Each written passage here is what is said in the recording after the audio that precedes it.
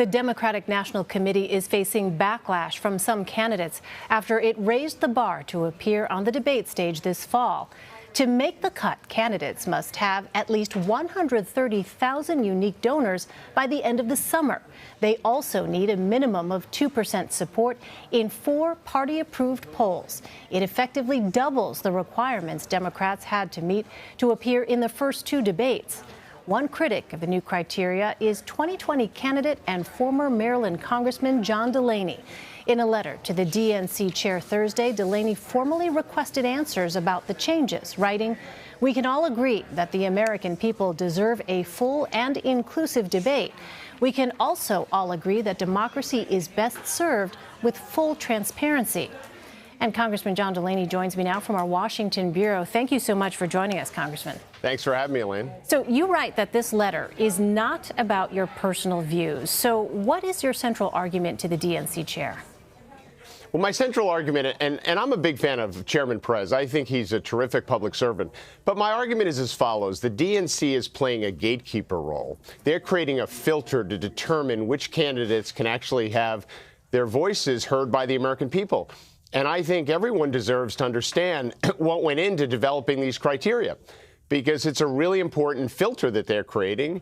And as I said, they're acting like a gatekeeper. So I just think we need to understand, why does this criteria that they came up with, why do they think that's the right thing to do? Who did they talk to? You know, who made this decision? Because it's an incredibly important aspect of this primary debate. And I think this primary debate is incredibly important because we have to beat President Trump in 2020. We need our best candidates making their arguments in front of the American people. So I would just like to know how they came up with this. And I think everyone would want to know that. So it's interesting. I want to pull another line from your letter. You asked the DNC chair to, quote, "Please disclose if you spoke to any presidential candidates or their staff about the criteria or any early formulations of the criteria, and if so, which candidates." What are you implying here? Oh, I'm not implying anything. I mean, we had a long list of questions we asked Chairman Perez. But this is my central point, which is the criteria now includes having 130,000 donors to qualify for the debate stage. And right now we live in a country where half of the American people can't afford their basic necessities, like their rent, their food, their utilities. I mean, I'm running for those people.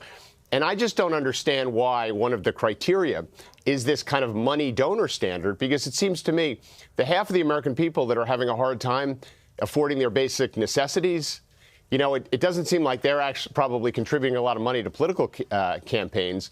So why is their voice not relevant in this debate as an example? So these are some of the questions.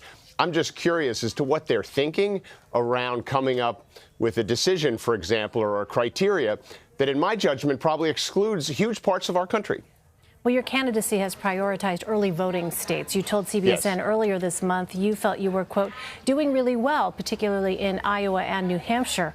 Will these new debate rules change any of your campaign plans?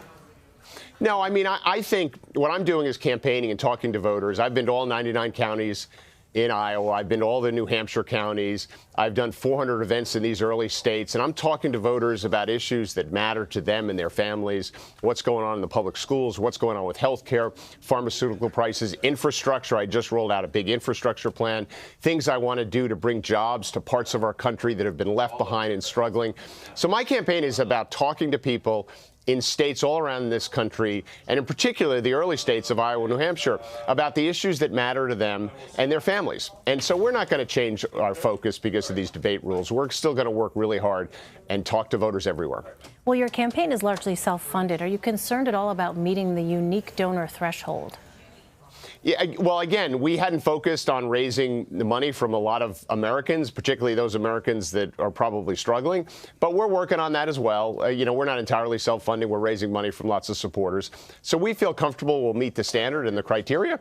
But I just still think this has nothing to do with me. I just really believe in transparency. I really believe in good governance, particularly around an issue that's so important. The DNC is basically, as I say, acting as a gatekeeper, deciding who gets on the stage. And we've qualified for the first debate, right? So we're not focusing on that. But it just seems to me these new rules came out, and I just think it would be great for all of us to know what was behind them and who actually made these decisions and what inputs they had. And how are you prepping for the June debates? I mean, being on the debate stage with 9 other candidates. Yeah, well, I mean, you know, when we have a lot of candidates, you don't get as much time to make your case to the American people. So I'm preparing for the debates basically based on what I'm doing every day, which is talking to voters. You know, we have very specific plans, not only in terms of the things we want to do to solve problems, get things done, help the American people, rethink our future, but actually how we'll get them done. And that's going to be something I really emphasize in the debates, which is I'm just not putting out kind of bumper sticker policies, right? I have real plans around things that matter to the American people, and I actually know how to get them done. You know, my whole life has been about bringing people together and building things, whether it was successful businesses or serving in the Congress and getting things done. And so much of my campaign is about this notion that we have to kind of stop the noise and actually focus on finding common ground and getting things done and having real plans. And I think a lot of the people I'm running against, the plans they're putting forth, they can never get done, and they're not even good policies. And, you know, so I want to have a debate of ideas, and I want to point out why I think my approach is better and why I'm the right person to beat Donald Trump in 2020. So I'm wondering if you've heard at all about the specific logistics of that first debate. Do you know anything yet about how that's actually going to work with so many candidates? Well, you know, my team had a call today with the organizers, the DNC and the networks, and they went through all that stuff. But I haven't actually gone through any of it yet. So CBSN asked you about your path to the presidency earlier this month, and I want to take a listen to your response. It's a very big field, obviously, which I think is great. I'm a more moderate candidate, and I think if we want to beat President Trump, we need a more moderate to do it. So former Vice President Joe Biden, as you know, is leading most polls. Is that proving your point that Democrats need a moderate to defeat President Trump? To some extent, but I also think we need new ideas and new faces, right? You know, things, new ways of getting things done. Look at health care, for example. I've got a way of creating universal health care for every American, but it doesn't make private insurance illegal. And that's one of the problems that I think is going on in our primary right now. A lot of the people I'm running against, in fact, most of them, actually want to make private insurance illegal. And over 150 million Americans have private health insurance, and the majority of them like it. So I think if we put forth a candidate, right, who's running on making half of the American people's health insurance, that many of them like, illegal, Donald Trump's going to beat us by 10 points.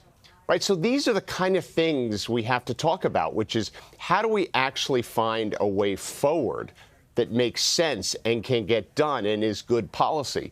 And I think more moderate, centrist-oriented candidates are problem solvers by nature. And that's what I think the American people are so desperately looking for, is someone to kind of stop the noise, bring people together around a table, roll up their sleeves, and get things done. Not do what this president just did, which is to walk out of a meeting on infrastructure, which is one of the few areas where there seems to be bipartisan support and where there was a real opportunity to get something done. But instead, he walked out because he didn't like how he was being treated in some unrelated matter.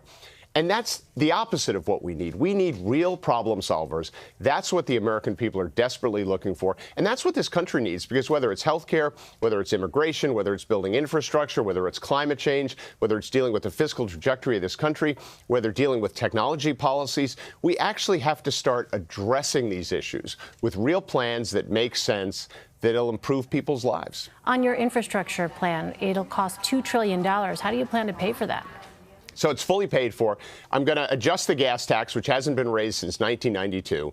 And actually, that's the conservative thing to do to some extent, right? The fact that we haven't raised the gas tax and so many of our roads and bridges have fallen in disrepair, it's actually costing us more to fix them. We would have been better off investing in them and maintaining it. It would have been much less expensive in many ways. So I'm going to adjust the gas tax up and tie it to inflation, which is the obvious thing we should do. And then I'm going to make some adjustments to the corporate tax rate. You know, the corporate tax rate used to be 35%. And, you know, it was lowered to 21% in this last tax reform that went through last year. Well, no one even asked, actually, for 21%. The business community had lobbied for 25%. President Obama had wanted 27%. I'm going to raise it back up to that range, 25, 26, 27%, which is, I think, where it needs to be to keep the country competitive. But it'll also generate a huge amount of revenues, which we're going to invest in infrastructure. So that's how I'm going to pay for the plan. It's fully paid for. I also have to ask you about the special counsel giving his assessment of the Russia investigation Wednesday. Robert Mueller did not clear the president of obstructing justice, but he didn't accuse him directly either. You tweeted Wednesday that you trust House Speaker Nancy Pelosi, quote, on the best path forward to hold the president accountable for his abuse of power, his welcoming of Russian interference, and his actions to obstruct justice. That seems to fall short of calling for impeachment. Do you think there's sufficient evidence to begin proceedings? Again, what my tweet said is what I really believe. I actually trust Speaker Pelosi on this. I think she's an incomparable leader and has a tremendous amount of experience. I served with her. She's one of the most impressive people I've ever met. She's very smart, very strategic. I think she's really defending the democracy at every turn. And I think her approach, which is to make sure the House of Representatives fulfills its oversight responsibilities and continues the investigations where there's a lot of open questions, I really do believe that's the right way forward, and I support her approach. Former Congressman John Delaney, thanks very much for your time. Thanks, Elaine.